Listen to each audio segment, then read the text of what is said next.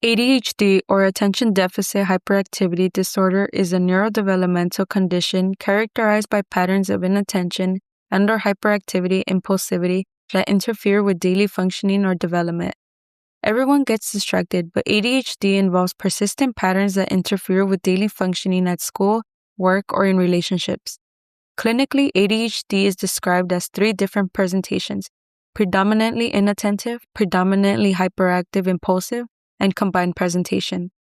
Inattention can look like losing track of steps, forgetting tasks, or struggling to finish what you start. Hyperactivity and impulsivity can show up as restlessness, interrupting, or acting before thinking. This distinction matters because primarily inattentive ADHD can be easier to miss. This wide range of symptoms has made ADHD an increasingly discussed topic, especially on TikTok. For many people who were overlooked in the past, this visibility has allowed them to finally recognize the signs and seek evaluation. At the same time, mainstream attention has created a damaging misconception that ADHD is something everyone has, and therefore medication must be getting handed out or overprescribed. But research does not support that narrative.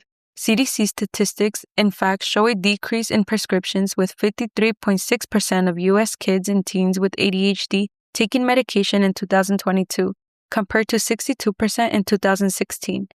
And in 2022, 30.1% of children with current ADHD received neither ADHD medication nor behavioral treatment, up from 23% in 2016. Not only does this contradict the argument of mass medication, it highlights the existence of treatment gaps. The larger problem isn't that too many people are being treated, it's that many people who meet criteria are never recognized.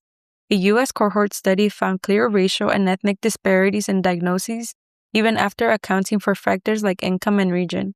When compared with white children, Asian children were diagnosed with ADHD at about half the likelihood, and Black and Hispanic children were also diagnosed at lower likelihoods of 0.83 and 0.77 respectively.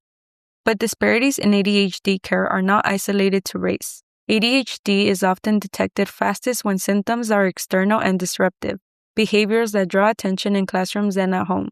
Because the common perception of ADHD is still closely tied to hyperactivity, presentations that are less visible are easier to miss.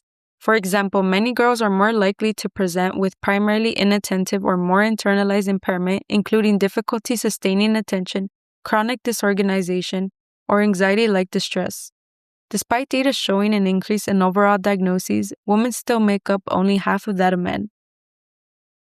For over 50% of those who go undiagnosed during childhood, they're left seeking care once their work has been impaired, academics have been impacted, and relationships have been strained, at which point care is further impacted as well.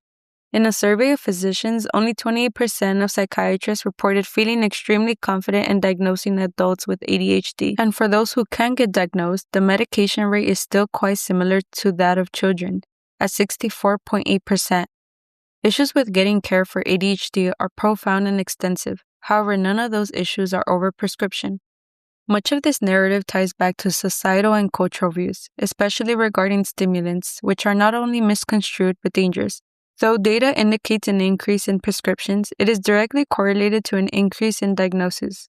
Medications are not just a drug to have your kid sit still. They're a treatment that has major lifestyle impacts.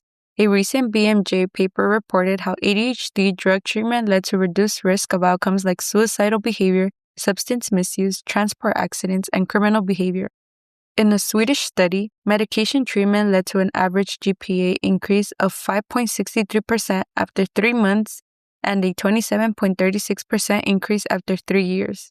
All the false narratives surrounding ADHD don't just lead to fewer prescriptions, they lead to real consequences. In summary, data and observational reports support the claim that ADHD medication is not overprescribed. Though Adderall may sound like a scary medication to treat your child or relative, it's a stigma we must continue to refute as the undiagnosed population still remains at large. Medications are not a one-size-fits-all solution, but they make a massive difference in lifestyle and future success for many.